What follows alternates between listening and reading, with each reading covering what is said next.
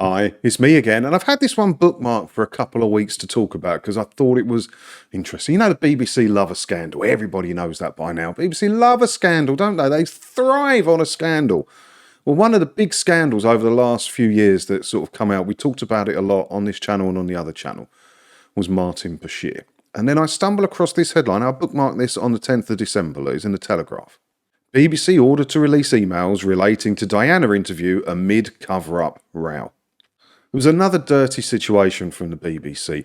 Lies upon lies upon lies. And then someone got sacked and told they'd never work in television again, even though they technically weren't the main perpetrator in it. And then they've been paid loads of money, an undisclosed amount by the BBC in compensation for that decision. And now we can finally find out the truth of what happened because a court has ordered the BBC to release the emails. Look. The BBC has been ordered to release thousands of emails relating to the controversial Panorama interview with Diana, Princess of Wales, as her brother accused senior figures at the corporation of cooking up a cover-up. Yeah, but they've got a lot of practice in it. The BBC know how to cover up some stuff now. God, they love it. They're really good at it, you know. The broadcaster has spent more than £100,000 in legal fees in a bid to keep information about his handling of the Bashir scandal under wraps. And remember where that £100,000 come from? That come from your TV licence fees. Well, I hope they're not your TV licence fees.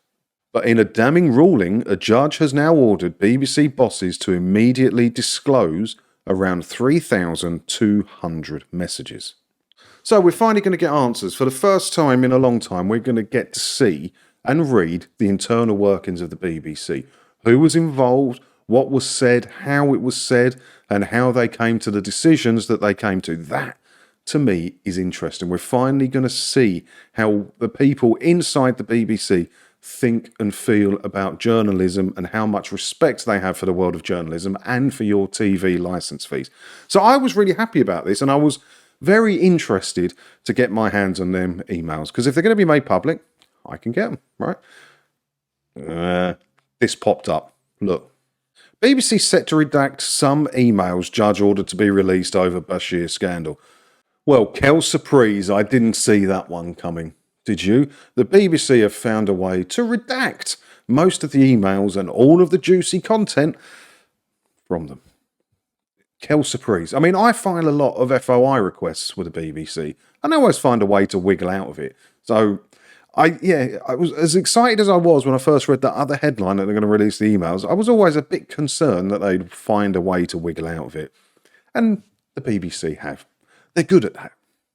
A remote information rights tribunal heard on Friday that the BBC intended to use Section 42 of the Freedom of Information Act, which covers confidential communications between a client and their lawyer, as well as other provisions in the legislation to stop full disclosure of some of the emails.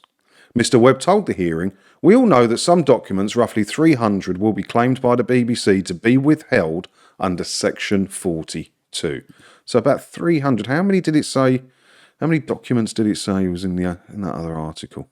So they reckon there's around 3,200 messages, the other article said.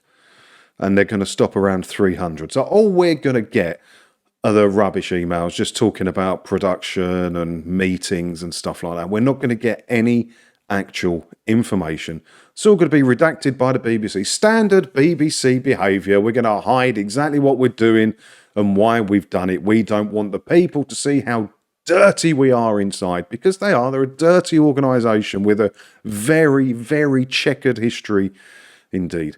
So why would they change that now? Well, they wouldn't, would they? Mr. Bashir was in serious breach of BBC producer guidelines when he faked bank statements and showed them to Earl Spencer.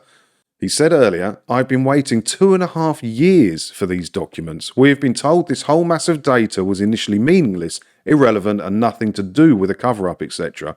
The BBC has been fairly forcefully told that it's not good enough. The whole let's call it Bashir scandal happened because 11 words appeared in a mass of emails." I wouldn't go getting excited when these emails get released. That we're going to get some juicy inside information about how the BBC think and feel and operate at a dirty level as well. It's not going to happen. Anything of interest is going to be redacted out of there straight away. And that's not right, is it? How is that freedom of information? You tell me, because I don't know. What do you think about this one? What do you think about this whole... They're just dirty, aren't they? They're just dirty. Let me know your thoughts on it down in the comments below. While you're down there leaving your comments, don't forget to hit all the buttons as well. And if you do that, hopefully I'll get to see you in another video again soon, won't I? Ta-da.